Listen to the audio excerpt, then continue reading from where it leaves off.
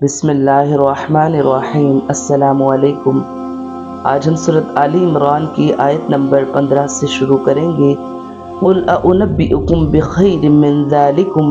لِلَّذِينَ اتَّقَوْا عِندَ رَبِّهِمْ جَنَّاتٌ تَجْرِي مِن تَحْتِهَا الْأَنْهَارُ خَالِدِينَ فِيهَا وَأَزْوَاجٌ مُّطَهَّرَةٌ وَرِضْوَانٌ مِّنَ اللَّهِ وَاللَّهُ بَصِيرٌ بِالْعِبَادِ۔ اب کہہ دیجئے، کیا میں تمہیں اس سے بہت ہی بہتر چیز بتاؤں؟ تقوی والوں کے لیے ان کے رب تعالیٰ کے پاس جنتیں ہیں جن کے نیچے نہریں بہہ رہی ہیں، جن میں وہ ہمیشہ رہیں گے، اور پاکیزہ بیویاں، اور اللہ تعالیٰ کی رضامندی ہے۔ سب بندے اللہ تعالیٰ کی نگاہ میں ہیں، یعنی اللہ غلط بخش نہیں ہے اور نہ سرسری اور سطحی طور پر فیصلہ کرنے والا ہے۔ وہ بندوں کے اعمال و افعال اور ان کی نیتوں اور ارادوں کو خوب جانتا ہے۔ اسے اچھی طرح معلوم ہے کہ بندوں میں سے کون اس کے انعام کے مستحق ہے اور کون نہیں۔ الذین یقولون ربنا اننا آمنا فاغفر لنا ذنوبنا وقنا عذاب النار الصابرین والصادقین والقانتین والمنفقین والمستغفرین بالاسحار، جو کہتے ہیں کہ اے ہمارے رب، ہم ایمان لا چکے، اس لیے ہمارے گناہ معاف فرما اور ہمیں آگ کے عذاب سے بچا،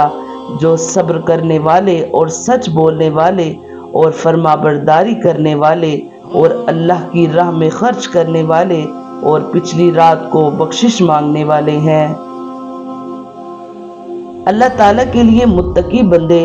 جنہیں آخرت میں مذکورہ نعمتیں حاصل ہوگی، وہ یہ دعا کرتے ہیں، اور جن میں وہ صفات پائی جاتی ہیں جن کا اگلی آیت میں ذکر آ رہا ہے۔ اس دعا میں اپنے ایمان لانے کا ذکر کر کے اللہ سے دعا کی گئی ہے۔ اس سے دعا کے لیے عمل کا وسیلہ پیش کرنا ثابت ہوتا ہے، جیسے کہ ایاک نعبد و ایاک نستعین میں ہے، یعنی راہ حق میں پوری استقامت دکھانے والے ہیں، کسی نقصان یا مصیبت سے ہمت نہیں ہارتے، کسی ناکامی سے دل شکستہ نہیں ہوتے، کسی لالچ سے پھسل نہیں جاتے، اور ایسی حالت میں بھی حق کا دامن مضبوطی کے ساتھ تھامے رہتے ہیں جبکہ بظاہر اس کی کامیابی کا کوئی امکان نظر نہ آتا ہو۔ شہد اللہ انہ لا الہ الا ہوا والملائکۃ واولو العلم قائما بالقسط لا الہ الا هو العزیز الحکیم ان الدین عند اللہ الاسلام وما اختلف الذین اوتوا الکتاب الا من بعد ما جاءهم العلم بغیا بینہم ومن یکفر بآیات اللہ فإن اللہ سریع الحساب۔ اللہ تعالیٰ، فرشتے اور اہل علم اس بات کی گواہی دیتے ہیں کہ اللہ کے سوا کوئی معبود نہیں، اور وہ عدل کو قائم رکھنے والا ہے۔ اس غالب اور حکمت والے کے سوا کوئی عبادت کے لائق نہیں۔ بے شک اللہ تعالیٰ کے نزدیک دین اسلام ہی ہے، اور اہل کتاب اپنے پاس علم آ جانے کے بعد آپس کی سرکشی اور حسد کی بنا پر ہی اختلاف کیا ہے، اور اللہ تعالیٰ کی آیتوں کے ساتھ جو بھی کفر کرے اللہ تعالیٰ اس کا جلد حساب لینے والا ہے۔ یعنی اللہ جو کائنات کی تمام حقیقتوں کا براہ راست علم رکھتا ہے، جو تمام موجودات کو بے حجاب دیکھ رہا ہے، جس کی نگاہ سے زمین و آسمان کی کوئی چیز پوشیدہ نہیں ہے، یہ اس کی شہادت ہے، اور اس سے بڑھ کر معتبر عینی شہادت اور کس کی ہوگی کہ پورے عالم وجود میں اس کی اپنی ذات کے سوا کوئی ایسی ہستی نہیں ہے جو خدائی کی صفات سے متصف ہو، خدائی کے اقتدار کی مالک ہو اور خدائی کے حقوق کی مستحق ہو۔ اللہ کے بعد سب سے زیادہ معتبر شہادت فرشتوں کی ہے، کیونکہ وہ سلطنت کائنات کے انتظامی اہلکار ہے، اور وہ براہ راست اپنے ذاتی علم کی بنا پر شہادت دے رہے ہیں کہ اس سلطنت میں اللہ کے سوا کسی کا حکم نہیں چلتا،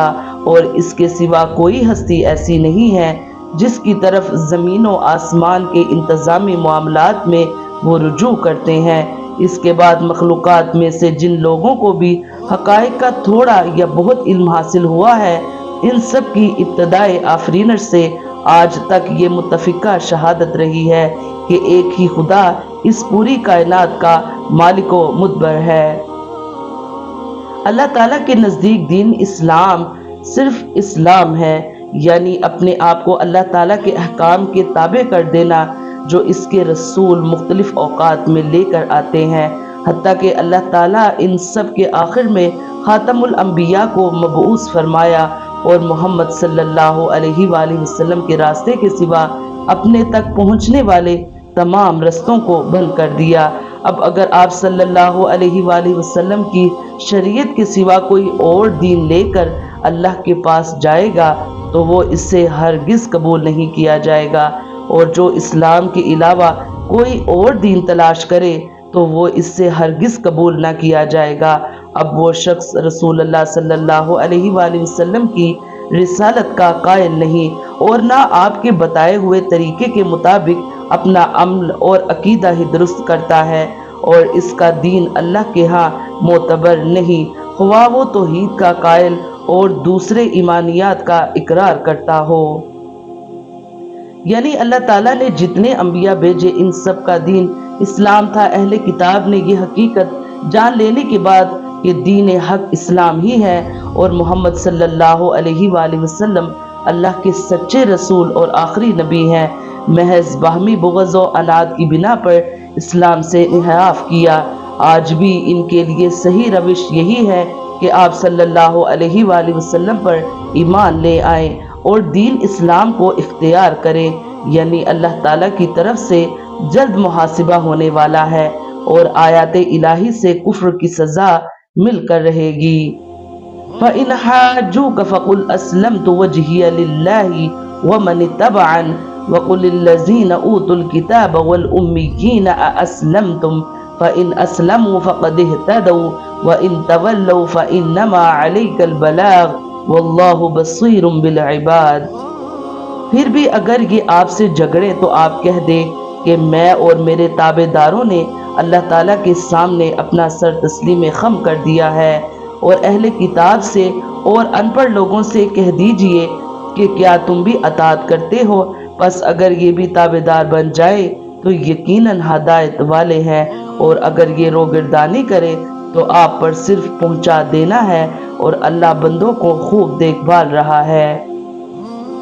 اگر حق سمجھ لینے کے بعد حسد کی وجہ سے وہ حق کا انکار کرے اور آپ سے جھگڑیں تو ایسے لوگوں سے لفظی بحث میں الجھ کر اپنا قیمتی وقت کیوں ضائع کریں، بلکہ ان کی پسند اور ناپسند سے بے نیاز ہو کر اپنے اور اپنے غلاموں کے محکم عقید کا کھلے الفاظ میں اعلان کر دیں۔ ان کا ان پر نفسیاتی اثر پڑے گا، کیونکہ جب وہ دیکھیں گے کہ ان کے ہزاروں ہیلے اور لاکھوں فریب بے اثر ثابت ہو گئے اور ان کے باوجود حق کے پرستاروں کے پاؤں نہیں ڈگمگائے بلکہ ان کی تعداد دن بدن بڑھ رہی ہے، تو ان کے حوصلے پست ہو جائیں گے اور اسلام کی مخالفت میں ان کی گرم جوشی سرد پڑ جائے گی۔ یہاں ایک اور اعلان کا حکم دیا جا رہا ہے کہ آپ ان پر یہ بھی واضح کر دیں کہ ہم تم کو اسلام کی جو بار بار دعوت دے رہے ہیں، اس کی یہ وجہ نہیں کہ ہم تمہاری سنگت سے اپنی تقویت کا قصد کر رہے ہیں اور در پردہ اپنی مصلحت کے لیے کوشاں ہیں، بلکہ اسلام کی دعوت قبول کر لینے میں سراسر تمہارا ہی فائدہ ہے، اور اگر ضد میں اڑے رہو اور اس کو قبول نہ کرو تم ہمارا کچھ نہیں بگاڑ سکو گے بلکہ اپنی دنیا و آخرت کا ستیہ ناش کر دو گے۔ اللہ تعالی ہمیں قرآن پاک پڑھنے کی، نماز پڑھنے کی، اس کو سمجھنے کی اور اس پر عمل کرنے کی توفیق عطا فرمائے۔ آمین یا رب العالمین۔